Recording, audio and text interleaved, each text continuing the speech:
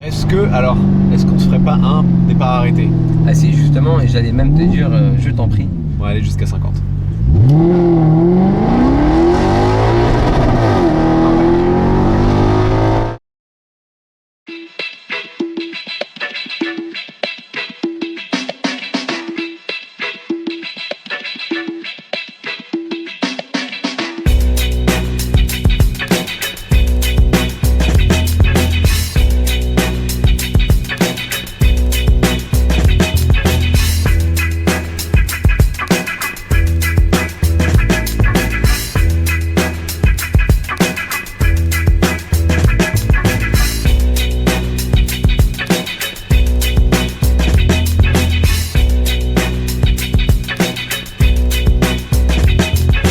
Salut à tous, j'espère que vous allez bien. Aujourd'hui on se retrouve pour une nouvelle vidéo avec une très belle voiture, une italienne, pas n'importe laquelle, la Maserati Gran Turismo Sport.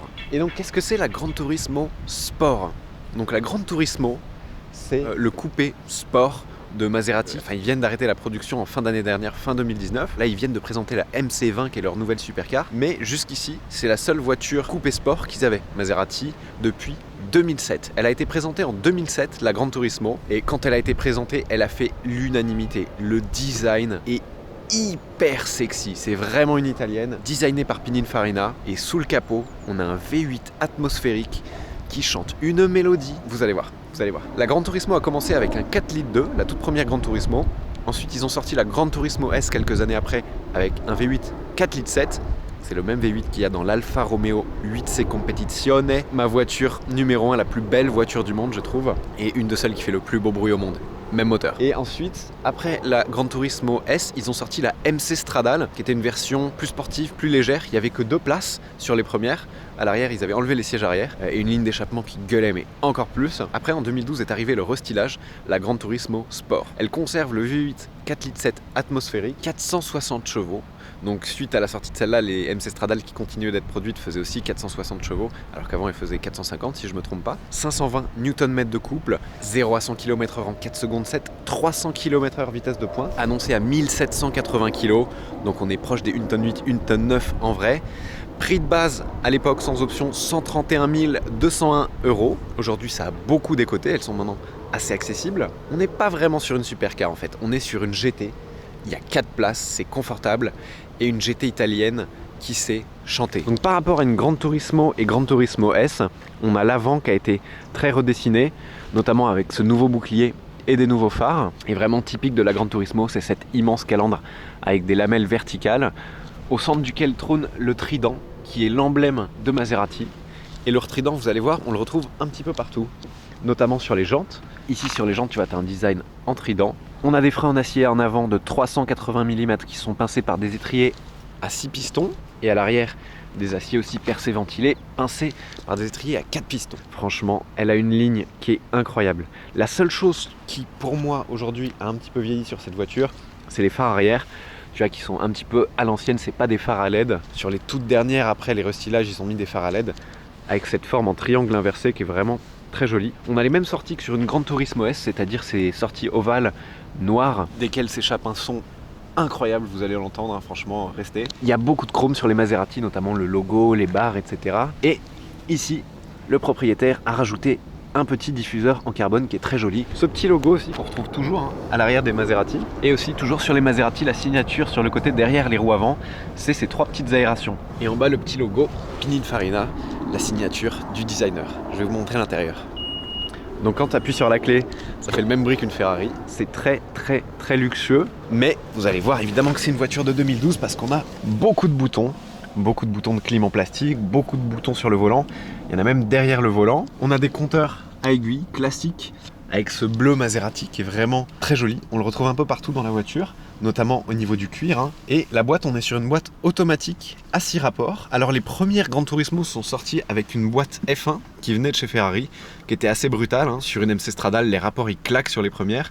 Et ensuite, ils sont passés sur une boîte ZF, plus douce, plus adaptée au comportement GT en fait de la voiture et aussi plus fiable. Comme je vous l'ai dit, on a 4 places. À l'arrière, c'est un coupé, mais il y a de la place pour mettre des enfants ou des personnes qui sont pas trop grandes pour des trajets qui seront pas trop longs. Mais franchement, ça va. C'est pas les places 2+2 d'une 911, Là pour moi c'est une vraie 4 places. On a des sièges en cuir, tout en cuir blanc ici, l'intérieur blanc il est magnifique, très confortable. Ici Mathias qui va nous rejoindre a changé le système multimédia qui était vraiment très à l'ancienne, un peu moyenâgeux. Donc on a toujours les boutons sport ici et qui permettent de contrôler l'anti-patinage, mais un système beaucoup plus moderne avec un système Android dedans qui est relié à la caméra de recul et qui est d'une qualité incroyable. Toujours chez Maserati aussi, la petite montre au centre du tableau de bord. Comme c'est une GT, je vous montre le coffre. Donc si t'espérais emmener toute ta famille et tous tes bagages, c'est là qu'il y a un petit côté de déception quand même, c'est que il est pas très profond. Donc là en fait juste derrière t'as les dossiers des sièges. C'est bien pour partir en week-end, même un long week-end, mais un peu plus ça va être compliqué. Donc voilà le cœur de la bête, le V8 4 litres 7 avec le petit trident. On a les culasses rouges quand même sur les côtés, comme chez Ferrari. Sans plus attendre, je vais vous faire écouter la sonorité et on va y aller. Alors chez Maserati, c'est pas comme chez Ferrari. Bon là on a toujours la clé. Tu la mets, tu la tournes, ça démarre, c'est très simple. Là on est en mode normal, musique.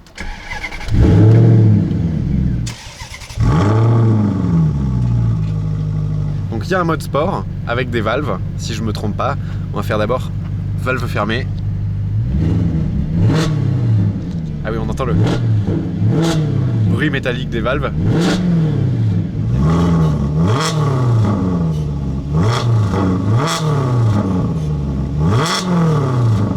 Et attention, bouton magique, tu vois, il est usé tellement on a appuyé dessus. Donc là on est en sport. Oh là là là là. Ça monte jusqu'à 8000 tours, là je suis à 3000.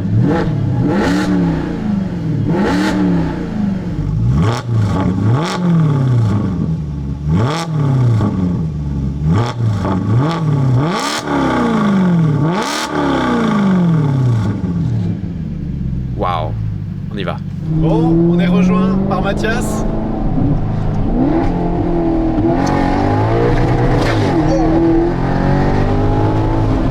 Bienvenue Mathias. Bonjour Thomas. Heureux propriétaire de cette Maserati depuis combien de temps maintenant? Ça fait un petit peu plus d'1 an maintenant.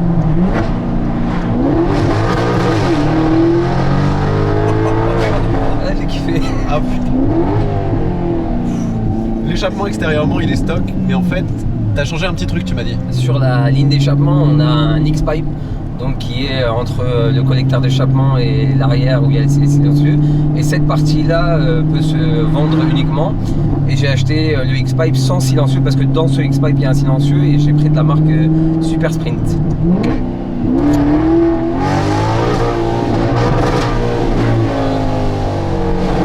Je crois qu'on a compris qu'il y avait un rupteur. Voilà. De temps en temps, c'est vrai que ça fait du bien.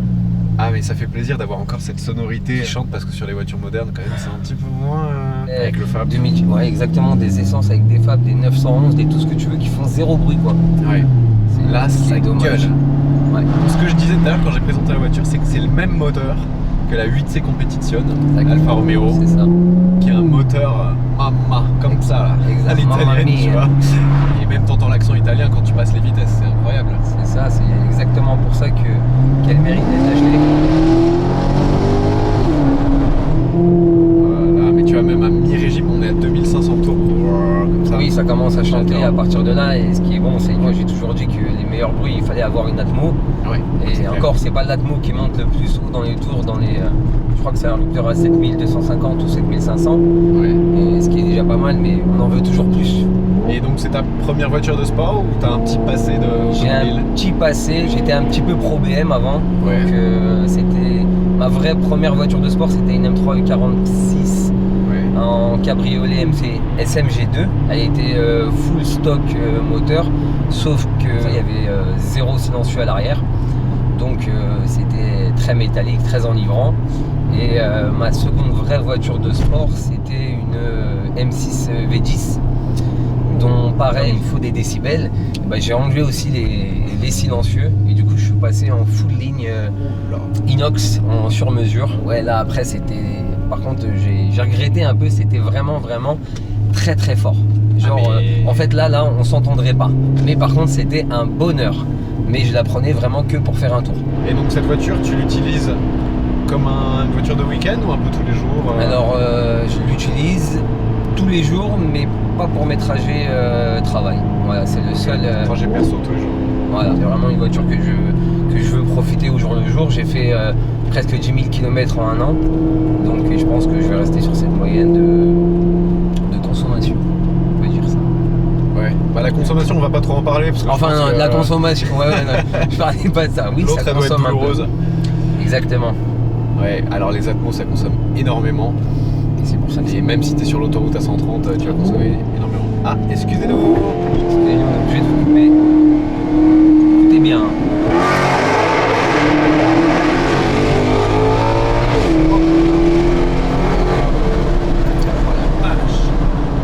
Ah ouais, je pensais pas que ce serait autant avec le Ah non, j'aime trop.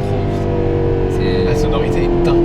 J'en ai tellement regardé avant de pouvoir acquérir le véhicule des vidéos sur les Gran Turismo, que ce soit Automoto, Turbo, ou enfin Ouais. tous ceux qui sont passés entre leurs mains, etc. Même des chaînes étrangères. Et ils disaient, enfin pour certains, que c'était le moteur le plus mélodieux au monde. Et C'est indéniable. bon, il lui manquerait peut-être encore 2-3 000 tours minute pour encore plus kiffer, mais sinon je ne demande rien d'autre. Petit claquement au passage de vitesse. Un petit peu. Ah, ça fait des... Ça te donne des frissons. Ouais, j'aime ça. Ouais. Et sur des longs trajets, c'en est pas un peu fatigant le bruit? Non, non. Regarde, enfin, je sais pas si on va entendre la différence. Auto, t'enlèves le mode sport.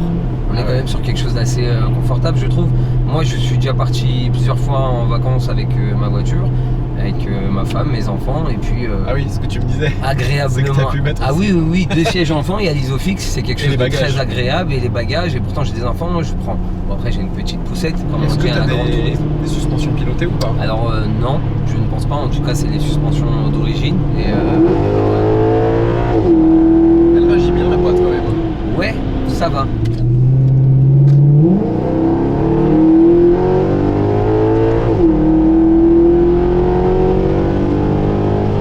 Qu'est-ce que c'est beau?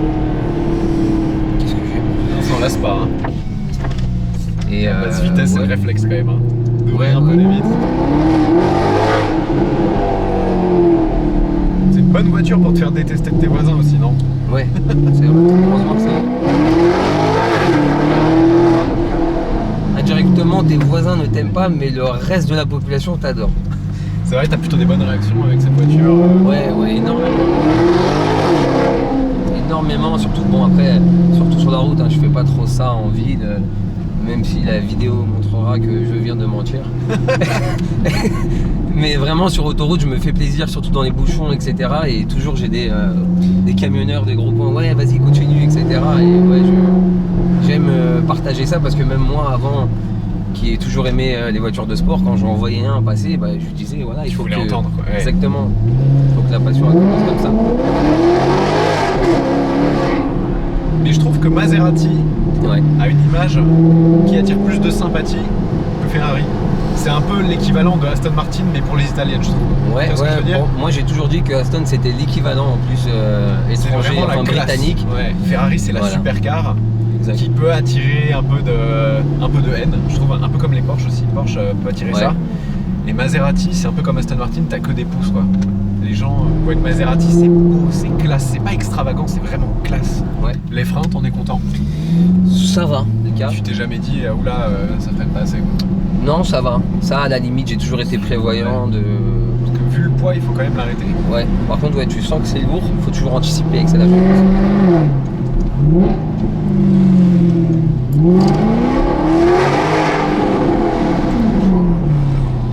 Bon, bah moi j'en ai marre. Hein.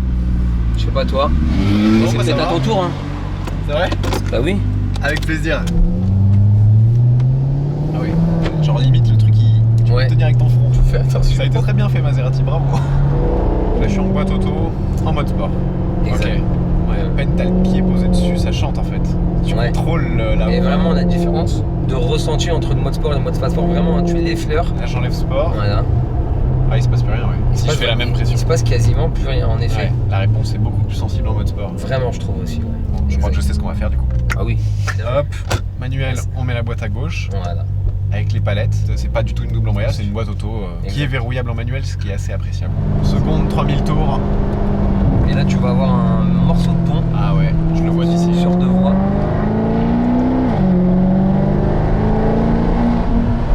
Oh là là, le mur là. C'est ça.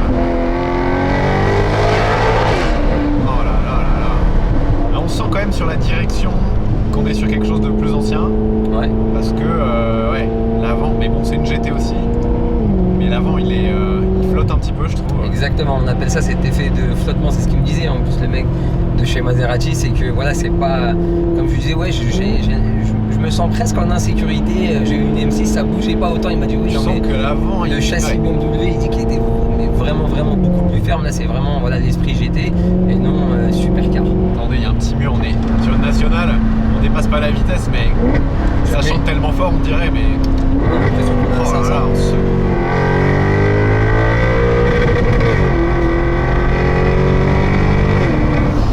Ah, qu'est-ce que c'est bon. Donc tu vois, le rupteur c'est bon. Hein. Passer une boîte 6, tu vois, si je pose mon pied en 6ème, on a une sonorité qui est magnifique. Ouais, même là, je trouve que... Ouais. J'adore. Et puis ouais, il y a ce... C'est un peu... je sais pas comment J'adore dire. le coup de rétrogradage, c'est ce qui me fait le plus kiffer pour te dire. Ah, tu sens qu'il y a comme un coup de fouet en fait. Ouais, exactement. Et en effet, elle est, comme c'est une GT, elle est bien insonorisée. Elle fait beaucoup plus de bruit de l'extérieur que de l'intérieur. Oui. Et là, voilà, je me remets en drive. J'enlève le mode sport. Tu vois, là, il y a des petites aspérités, mais tu sens que ça rebondit un peu. C'est bien suspendu. C'est pas une voiture full sport, c'est une GT sportive Ouais, avec laquelle tu peux t'amuser. C'est pas une supercar. C'est pas fait pour concurrencer des supercars. c'est pas fait pour aller sur circuit. C'est pas fait pour faire un chrono. C'est fait pour te déplacer. Et genre, quand t'as envie, t'as un bout de route pour kiffer, quoi. Exact, je suis d'accord avec toi. Et ça, ils ont réussi parce que elle te met le smile tout le temps, quoi. Ouais, C'est ça qui compte. Je t'ai dit, la première fois que je l'ai eu, c'était en 30. Excusez-moi. Ouais, je t'en prie, il faut. Sorry. Oh, c'est un long.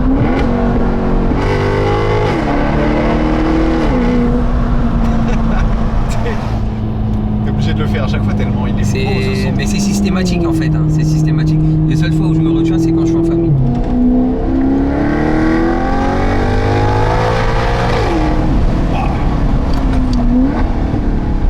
Et donc voilà, faut un petit peu anticiper le freinage parce que c'est pas aussi efficace. Alors il y a une course de pédale qui est un petit peu longue et t'as pas le mordant initial d'une Porsche. Ouais. Faut appuyer. Après ça freine, hein. Ça freine. Il y a les freins, voilà, c'est des aciers ventilés, des grosses tailles. Exact. Mais bon, vaut mieux anticiper parce qu'une tonne, Faut 8, toujours une tonne anticiper 9, avec ce poids-là. Je suis d'accord avec si toi. t'es surpris, c'est là que tu peux te faire peur et ce serait dommage. Et Ce qui est bien, c'est qu'on a aussi des grandes palettes qui sont fixes sur la colonne de direction, donc même en virage, tu sais où elles sont. C'est ce que font les Italiens, Ferrari, Maserati, Alfa Romeo. Les palettes sont toujours fixes et non pas juste collées derrière le volant. J'ai l'impression de jouer de la musique, pas de conduire. Enfin, C'est ça, peut-être les deux en même temps. Mais le kiff de cette voiture, c'est d'entendre. Ah, là, puis passer 4005, ça devient rauque, Ouais, c'est ça qui est métallique. fou.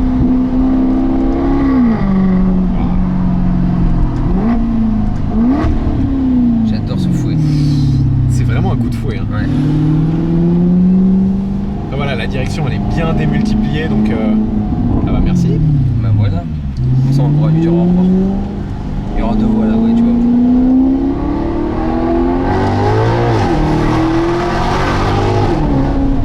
Salut.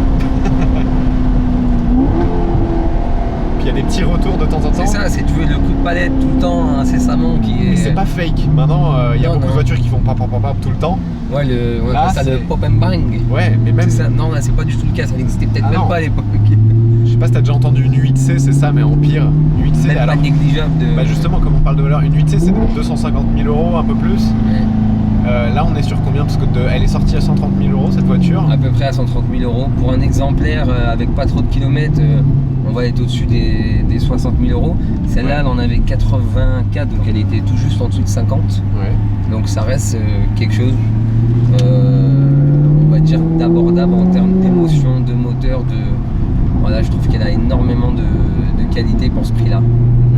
Et niveau entretien, c'est pas trop dur parce que souvent les voitures sont assez accessibles quand elles ont quelques années, mais Ouais. des fois l'entretien l'est un peu moins. Il faut pas oublier que ouais, on est chez Maserati, une vidange classique, filtre à air, etc. Donc on va être à peu près dans les 1000 euros, peut-être même un petit peu plus. On va faire une vidange complète. Et ce qui coûte cher après, ça va être les consommables, disques et plaquettes. Donc ouais, là faut être présent quoi. Ah, chaque fois que tu t'arrêtes au feu, c'est un bonheur. C'est rare, hein. Est-ce qu'on se ferait pas un départ arrêté? Ah si, justement, et j'allais même te dire, je t'en prie. On va aller jusqu'à 50.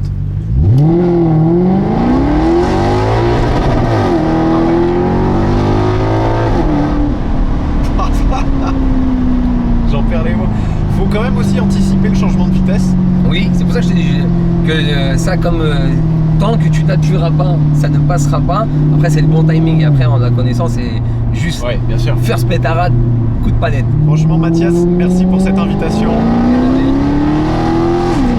C'est mieux qu'un concert, tu vois. L'autoradio ne sert à rien. C'est vrai que bon, on l'a pas beaucoup allumé. Hein. J'espère que cette vidéo vous a plu. Dites-moi dans les commentaires qu'est-ce que vous pensez qui est la bonne voiture à acheter pour ce budget, entre 50 et 60 000 euros actuellement. Merci d'avoir regardé cette vidéo. N'hésitez pas à vous abonner si ça n'est pas déjà fait, à mettre un pouce vers le haut pour soutenir la chaîne, très important. Et merci. Merci de votre fidélité. Je vous dis à très bientôt. Ciao. Ciao Mathias. Ciao, à bientôt.